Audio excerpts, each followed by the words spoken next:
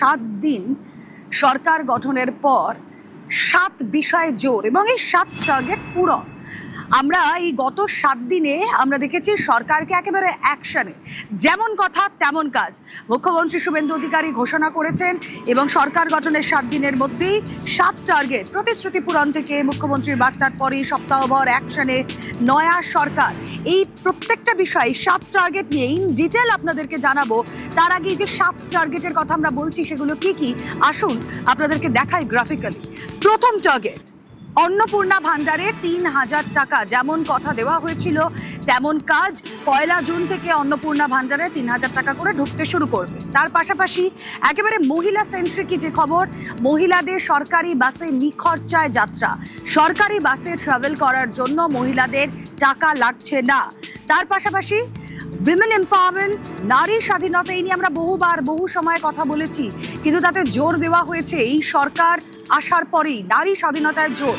Number 4, RG Kar তদন্ত। যে আরজিকর তদন্ত নিয়ে নানা প্রশ্ন উঠে এসেছিল, সেই আরজিকর তদন্তের ফাইল খুললো। তৎকালীন তিনজন আইপিএসকে সাসপেন্ড করা হলো, অত্যন্ত গুরুত্বপূর্ণ সরকারি পদক্ষেপ।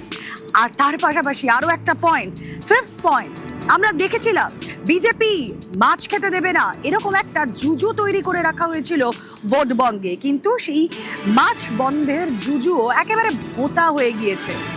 পাশাপাশি অত্যন্ত গুরুত্বপূর্ণ দেশের সীমান্ত সুরক্ষা, দেশের সুরক্ষায় সীমান্ত সেল কাঁটা তার দেওয়ার জন্য আগামী 45 দিন ঘোষণা হয়েছিল গত সোমবার। তারপরে 45 দিন টার্গেট এবং সেই 45 দিনের মধ্যে বিএসএফকে জমি হস্তান্তরের প্রক্রিয়া ইতিমধ্যেই শুরু হয়ে গিয়েছে। বেশ কিছু জায়গায় আমরা দেখেছি কাঁটা তার বসে গিয়েছে। এবং তোলাবাজি, যে তোলাবাজিতে বারবার সরব হয়েছেন বিভিন্ন পক্ষ, সেই তোলাবাজি একেবারে আউট। এই 7টা পয়েন্ট আমরা জানিয়ে কথা বলবো আগামীতে, সেই 7টাই হচ্ছে টার্গেট। আসুন প্রথম যে পয়েন্ট তার দিকে নজর রাখি।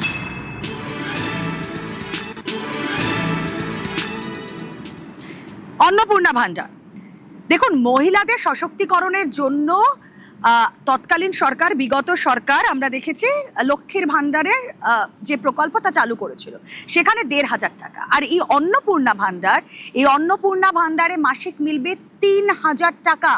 মহিলাদের জন্য মাসিক ৩,০০০ টাকা অন্নপূর্ণা ভান্ডারে। অন্নপূর্ণা ভান্ডার চালু হবে 1 জুন থেকে এবং যেভাবে বিজেপি ভোটবঙ্গে প্রতিশ্রুতি দিয়েছিল, মুখ্যমন্ত্রী সরকার গঠনের পর আমরা দেখলাম প্রথম যে মন্ত্রিসভার বৈঠক সেখান থেকে ঘোষণা করে দিয়েছেন ব্যাটন নিয়ে প্রতিশ্রুতি পূরণ। কি বলছেন অগ্নিমিত্রা পল, নারী ও শিশু কল্যাণ মন্ত্রী, শুনবো।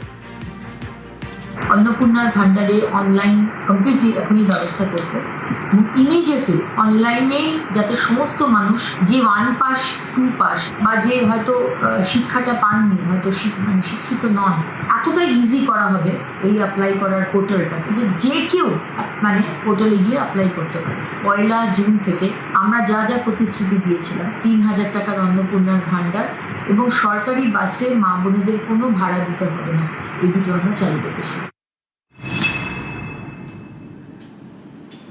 1 জুন থেকেই রাজ্যের মহিলারা পাবেন অন্নপূর্ণা ভান্ডার। আসুন কথা বলি এ নিয়ে, সুস্মিতা প্রতিনিধি রয়েছেন সঙ্গে। সুস্মিতা, আমরা অনেক সময় দেখি ভোটবঙ্গে রাজনৈতিক ব্যক্তিত্বরা যে প্রতিশ্রুতি দেন সেই প্রতিশ্রুতি পূরণ হয় না, অর্থাৎ প্রতিশ্রুতি এবং প্রতিশ্রুতি পূরণের মধ্যে একটা গ্যাপ থেকে যায়, কিন্তু সেই গ্যাপটা থাকলো না, প্রতিশ্রুতি পূরণও হচ্ছে 1 জুন থেকে।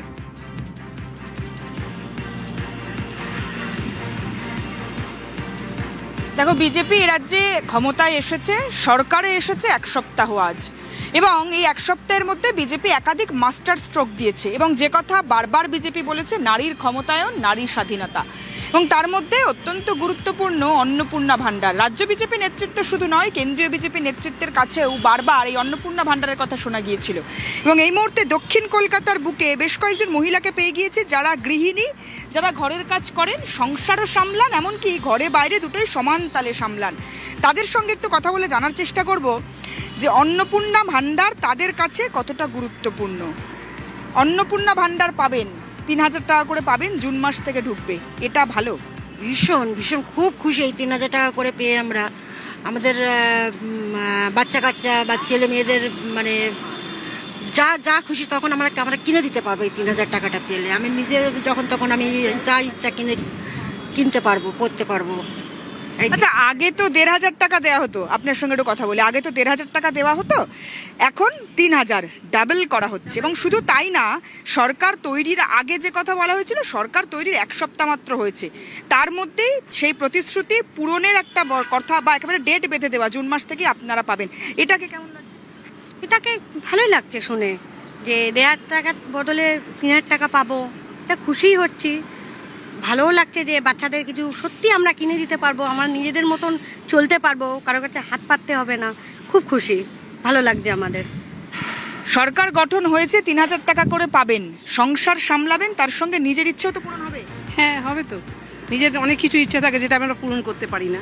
তা 3,000 টাকাতে 1,500 টাকা দেওয়া, 3,000 টাকা পাচ্ছে, তো সব মহিলারা সবাই মানে ভালোই ফ্যাসিলিটি পাচ্ছে, খুবই সুন্দর। যেহেতু এখনও তো আমরা বিজেপি করি বলে আমাদের কোনো সময় এখনও পাইনি, কারণ তৃণমূল সেটা সুযোগ দেয়নি আমাদেরকে। তাই এমনি বিজেপি সরকার এসেছে যেখানে এই সুযোগটা আমরা অনেক কিছুই সুযোগ পাচ্ছি, সেটা সব মহিলারাই পাচ্ছে অবশ্য।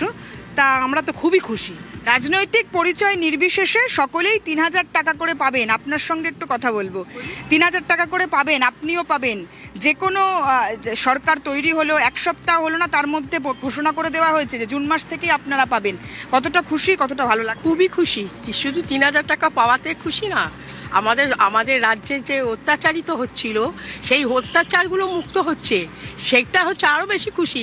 3,000 টাকা হয়তো আমার একার খুশি, কিন্তু রাজ্যে যে অন্যায় চলছিল, দুর্নীতি চলছিল, শিশুদের বাচ্চাদের পড়াশোনায় যে চলছিল, চাকরি ক্ষেত্রে যেগুলো চলছিল, সার্বিকভাবে মহিলারা যে অন্নপূর্ণা ভান্ডারের জন্য খুশি, সেটা আর বলার অপেক্ষা রাখে না। ঠিক এখানেই আরো একটা পয়েন্ট, মহিলাদের নিখরচায় বাস যাত্রা।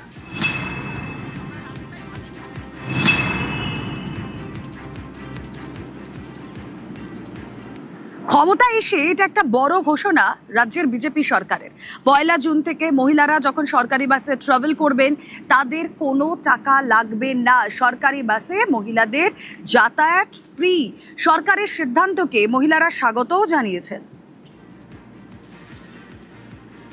কথা বলবো, সুস্মিতা রয়েছেন আমাদের সঙ্গে। সুস্মিতা, নিখরচায় বাস যাত্রা, এটাও একটা বড় পদক্ষেপ বিজেপি সরকারের, মহিলারা কি বলছেন?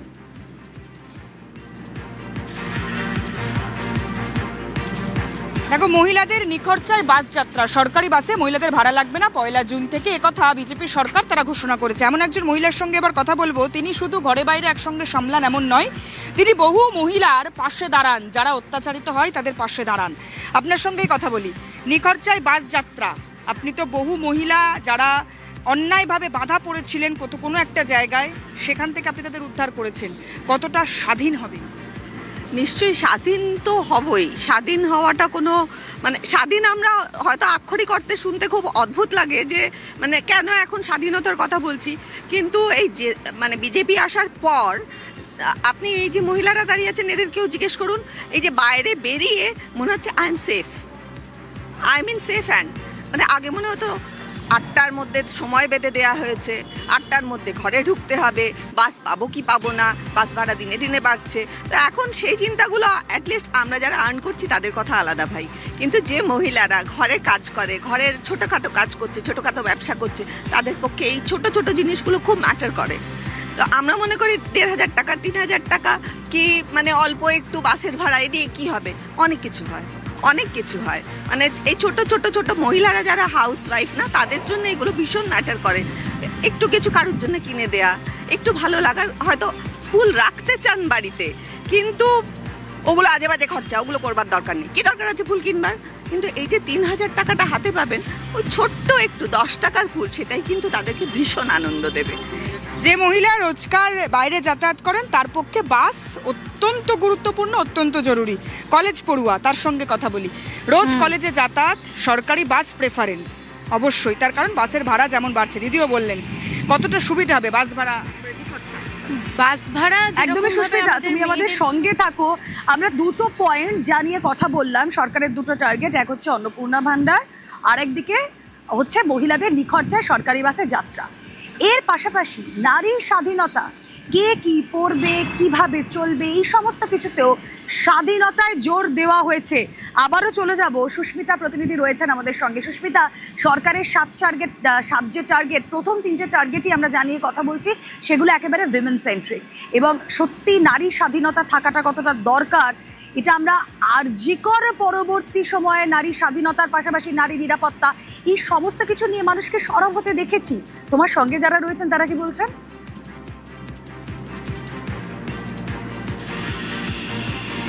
দেখো, আরজিকর থেকে আরম্ভ করে দুর্গাপুর কিংবা এই সাউথ ক্যালকাটা ল কলেজ, এই গোটা ঘটনাটায় চোখে আঙুল দিয়ে রাজ্যের প্রত্যেকটা মহিলাকে দেখিয়ে দিয়েছিল নারী ক্ষমতায়ন, নারী স্বাধীনতা কতটা গুরুত্বপূর্ণ অন্তত আমাদের রাজ্যে। এবং আরও একবার কলেজ পড়ুয়ার সঙ্গেই কথা বলবো, যে কথা তুমিও বলছিলে, নারী স্বাধীনতা, নারী ক্ষমতায়ন অন্তত আমাদের রাজ্যে অত্যন্ত গুরুত্বপূর্ণ ছিল। আমরা যখন খুশি তখন বেরোতে পারি, যা খুশি পড়তে পারি। রাজ্যের নারী শিশু সুরক্ষা কল্যাণ মন্ত্রী অগ্নিমিত্রা পল তিনি ঘোষণা করলেন, এটা কতটা নিজেকে সেফ ফিল করাচ্ছে বা কতটা পজিটিভ?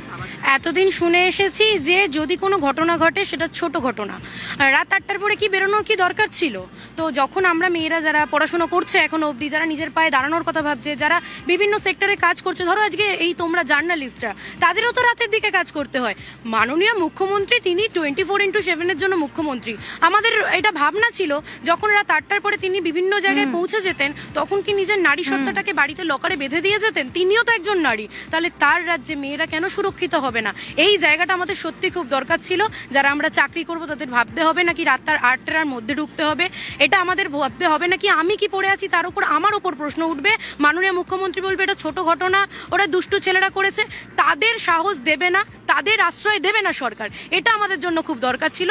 মেয়েরা নিজের মতো পড়বে, মেয়েরা নিজের মতো জামা কাপড় পরবে, নিজের মতো চলাফেরা করবে, নিজেদের মতো শান্তিতে স্বাধীনতার সাথে বাঁচবে। আরও একবার আপনার সঙ্গে কথা বলি, বাড়িতে মেয়ে রয়েছে, আপনি নিজেও বাইরে বের হন, রাত্রে যখন ইচ্ছে তখন বেরোতে পারেন, যা খুশি তাই পড়তে পারেন, অবশ্যই সেটা শালীনতা বজায় রেখে, আপনার সবাই সেটা জানি, স্থান এবং কালপাত্র বিবেচনা করে অবশ্যই সেটাই।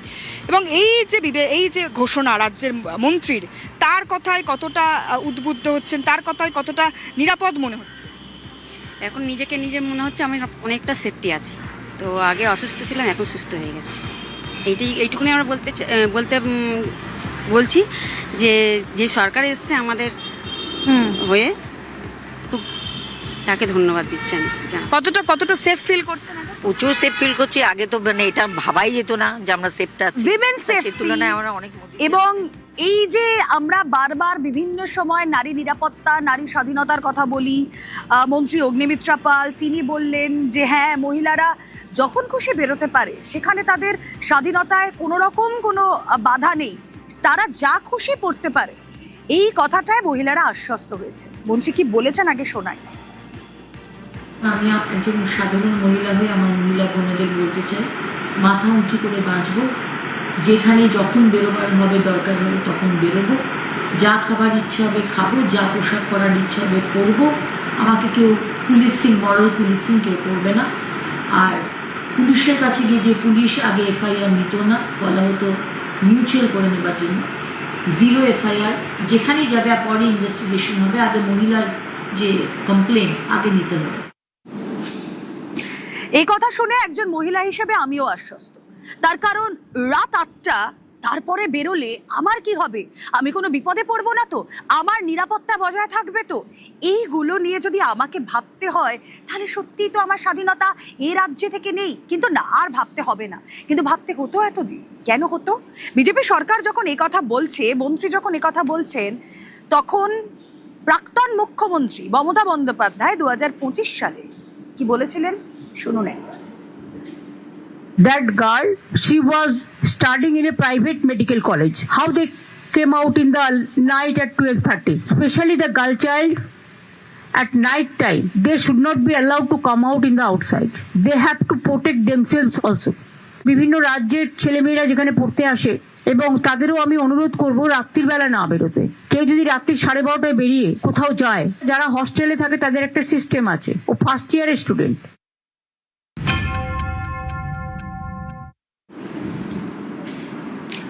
আমি আমার রাজ্যে যখন খুশি বেরোতে পারি, আমি অবশ্যই মার্জিত যে কোনো পোশাক পরে যেই অনুষ্ঠানে যে কোনো জায়গায় আমি যেতে পারি, তাতে আমার কোনো রোকটোক থাকবে না, কেউ আমাকে বাধা দেবে না, কিংবা আমার পোশাক এটা ডিসাইড করে দেবে না যে আমার সঙ্গে কোনো বিপদ ঘটলেও ঘটতে পারে।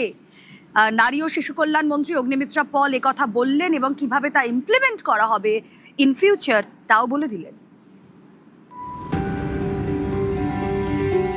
সংসারে অসময়ে আমি ভরসা, আমার ছাত্র পড়ানো টাকায় মায়ের ওষুধ কেনা হয়, আমার বাড়তি রোজগারে ভাইয়ের বই কেনা হয়, আমার সমস্ত শরীর প্রবল বৃষ্টিতে ভিজতে থাকে, কালো আকাশ মাথায় নিয়ে আমি ছাতা হয়ে থাকি, ছাতার নিচে সুখে বাঁচে সংসার। আমি সেই মেয়ে। প্রীতিলতা যার বুকে আগুন জ্বালেন, যেখানে বিপ্লবের আর এক নাম মাধবীলতা। বাংলার এই মাটিতে মেয়েরা সেলাই জানে, এআইও জানে, তাদের কাঁধেই গোটা সংসার, জানে ঘরে বাইরে সামলাতে। বাংলার মনে রয়েছে মুক্তমনা চিন্তা। মেয়েরা কখন রাস্তায় বেরোবেন, কখন বেরোবেন না, কোন পোশাক পরবেন আর কোন পোশাক পরবেন না, এসব নিয়ে বাংলা চিরকালই স্বাধীন চেতা। বাঙালির এই মুক্তমনা মনোভাবকে যে বাংলার নবনির্বাচিত বিজেপি সরকার কতটা গুরুত্ব দেয়, সেটা তারা শুরু থেকেই বোঝানোর চেষ্টা করছে। রাজ্যের নারী ও শিশু কল্যাণ মন্ত্রী অগ্নিমিত্রা পালের এই পোস্টে তা স্পষ্ট। অগ্নিমিত্রা লিখেছেন, মেয়েরা যখন ইচ্ছে রাস্তায় বেরোবে, যতক্ষণ খুশি ঘুরবে, যেমন ইচ্ছে পোশাক পরবে, তাদের সুরক্ষা এবং নিরাপত্তার দায়িত্ব রাজ্য সরকারের।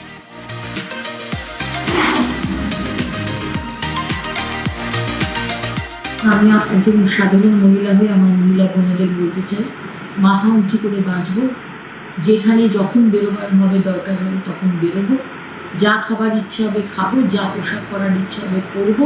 পুলিশের কাছে গিয়ে যে পুলিশ আগে এফআইআর নিত না, বলা হতো মিউচুয়াল করে নেবার জন্য, 0 এফআইআর, যেখানেই যাবে পরে ইনভেস্টিগেশন হবে, আগে মহিলার যে কমপ্লেন আগে নিতে হবে।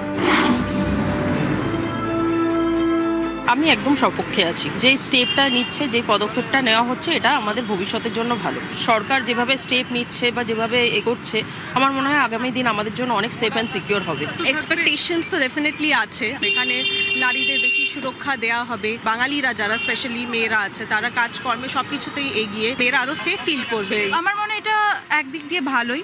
This is a good step, safety ensure করছে।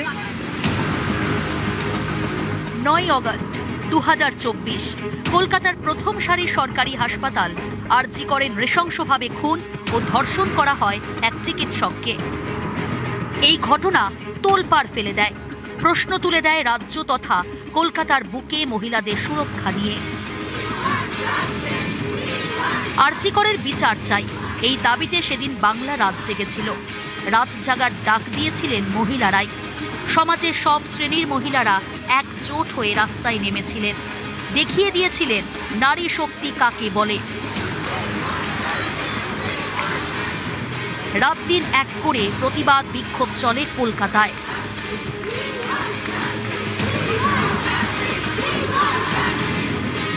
এবার ভোটে পদ্মের চাষের পিছনেও এই নারী শক্তির বড় ভূমিকা রয়েছে। বিজেপি সরকার তৈরি করে শুরুতেই সেই নারী শক্তির পাশে। তৃণমূল ভোটের সময় বারবার প্রচার করেছে বিজেপি ক্ষমতায় এলে বাঙালি সংস্কৃতি পাল্টে দেবে, খাবার অভ্যাস পাল্টে দেবে, মাছ মাংস খেতে দেবে না, মহিলাদের স্বাধীনতায় হস্তক্ষেপ করবে। এই সব প্রচারকে উড়িয়ে দিয়ে নারী ও শিশু কল্যাণ মন্ত্রী অগ্নিমিত্রা পালের বার্তা, মেয়েরা যখন ইচ্ছে রাস্তায় বেরোবে, যতক্ষণ খুশি ঘুরবে, যেমন ইচ্ছে পোশাক পরবে, তাদের সুরক্ষা এবং নিরাপত্তার দায়িত্ব রাজ্য সরকারের। নিউজ 18 বাংলা।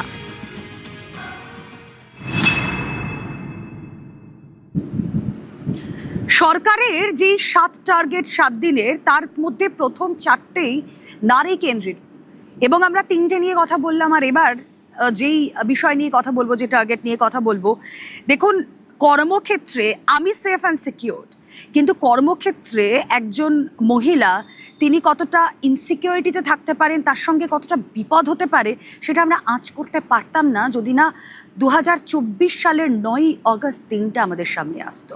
সেখানে আরজি করে এক তরুণী চিকিৎসকের ধর্ষণ খুনের ঘটনা, তারপর তোলপাড় পড়ে যায় গোটা রাজ্যে। সেই আরজি কর নিয়ে নানা প্রশ্ন উঠেছিল, সেই আরজি করের ফাইল খুলল, সেই আরজি করের তদন্তে সেই সময় যে 3 জন আইপিএস ছিলেন তাদেরকে সাসপেন্ড করা হলো। সিচুয়েশনটাকে মিসহ্যান্ডেলিং করা, offer financial one type of bribe, কোনো মন্ত্রী মুখ্যমন্ত্রী দিদেন টাইমে তাদের কোনো ইনস্ট্রাকশন ছিল কিনা, এগুলো আমরা সব বের করব। মিসহ্যান্ডেলিং আর পরিবারকে বেআইনিভাবে অর্থ অফার করা, আর একজন ডিসি তার প্রেস কনফারেন্সের অ্যাটিটিউড এবং language in front of media, উনার যে বক্তব্যের থ্রোয়িং, এটা নারী সমাজ, মাতৃশক্তি এবং অভয়া ইনসিডেন্ট আমাদেরকে নাড়িয়ে দিয়েছে গোটা পৃথিবীতে, এবং নিশ্চয়ই পশ্চিমবাংলার মান মর্যাদা গরিমা সব নষ্ট হয়েছে। 3 জন আইপিএস কে সাসপেন্ড করছি। মিস্টার বিনীত গোয়েল, উনি এখন এডিজি রয়েছেন আইবিতে, আরো 2 জন আইপিএস, শ্রীমতী ইন্দিরা মুখার্জি এবং শ্রী অভিষেক গুপ্তা। সিএস এর গাইডেন্সে HS as per the rules যা আছে ক্যাডার রুল, সেটা মেনে ডিপার্টমেন্টাল ইনকোয়ারি এবং প্রসিডিংস স্টার্ট করবে। অত্যন্ত গুরুত্বপূর্ণ একটা পদক্ষেপ। সেই সময় 3 জন আইপিএস কে সাসপেন্ড করা হলো এবং আরজি কর তদন্তের ফাইল আবার খুলল। কথা বলবো, প্রতিনিধি অর্ণব হাজরা রয়েছেন সঙ্গে। অর্ণব, আর মাঝে 2 থেকে 3 মাস তারপরে আরজি করে সেই ঘটনার 2য় বর্ষপূর্তি, আর ঠিক তার আগেই এই সিদ্ধান্ত, মুখ্যমন্ত্রীর এই সাসপেনশন 3 জন আইপিএস কে, তদন্তের গতিটা কতটা ত্বরান্বিত করবে আগামী?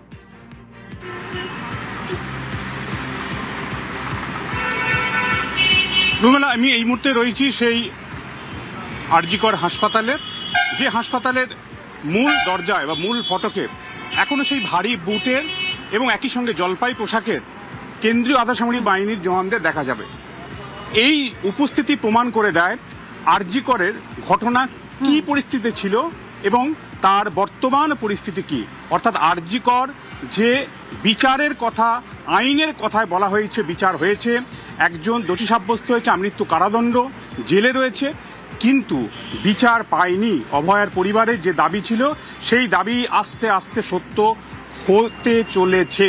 কারণ রাজ্যের মুখ্যমন্ত্রী শুভেন্দু অধিকারী 3 আইপিএস অফিসার, তৎকালীন পুলিশ কমিশনার সিপি যিনি ছিলেন বিনীত গোয়েল, তাকে সাসপেন্ড করা, একই সঙ্গে যিনি ডিসি সেন্ট্রাল ছিলেন সেই মুহূর্তে ইন্দিরা মুখোপাধ্যায়কে সাসপেন্ড করা, এবং আমি যেখান থেকে লাইভ করছি অর্থাৎ ডেপুটি কমিশনার নর্থ যে রিজিয়নের মধ্যে পড়ে, অভিষেক গুপ্তা, তাকে তৎকালীন যিনি আইপিএস ছিলেন তাকে সাসপেন্ড করার মধ্য দিয়ে এটা পরিষ্কার বার্তা মিসহ্যান্ডেলিং হয়েছে।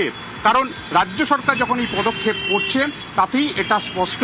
তবে একটা অত্যন্ত গুরুত্বপূর্ণ বিষয়, ডিপার্টমেন্টাল প্রসিডিংয়ের সম্মুখীন হবেন ওই 3 আইপিএস, সেটা একটা আলাদা প্রক্রিয়া। মুখ্যমন্ত্রী এটাও জানিয়েছেন যে সিবিআই যে তদন্ত করছে, সিবিআইয়ের যে বিচার হয়েছে, সেই বিচারের পাশাপাশি এটা আলাদা করে রাজ্য সরকার পদক্ষেপ দিচ্ছে। এইখানেই এই আরজি করের বিচার সেটা অসম্পূর্ণ। কলকাতা হাইকোর্টে যে মামলা বিচারাধীন রয়েছে, গতকালই কলকাতা হাইকোর্টের প্রধান বিচারপতি নতুন ডিভিশন বেঞ্চ তৈরি করেছে এবং সেই ডিভিশন বেঞ্চে সোমবার নতুন করে হয়তো দৃষ্টি আকর্ষণ করে মামলার দ্রুত শুনানির আবেদনও রাখা হবে, আমরা যা জানতে পারছি। এখানে 3 পক্ষ, অভয়ার পরিবার তারা বলছে বিচার অসম্পূর্ণ, একজনের পক্ষে করা সম্ভব নয়। সিবিআই তারা বলছে বিচারটা সঠিক হয়নি, কারণ এটা বিরলের মধ্যে বিরলতম ঘটনা, ফাঁসি চাই। অন্যদিকে সঞ্জয় রায় সে জেল থেকে বলছে না আমি দোষী নই, আমাকে খালাস করা হোক। তাহলে বিচারটা অবশ্যই আগামী দিনে যে এই ঘটনার তদন্তে রাজ্য সরকার সদর্থক ভূমিকা নেবেন সেটা মুখ্যমন্ত্রী সেদিনই বুঝিয়ে দিয়েছিলেন। অবশ্যই আমাদেরও নজর থাকবে।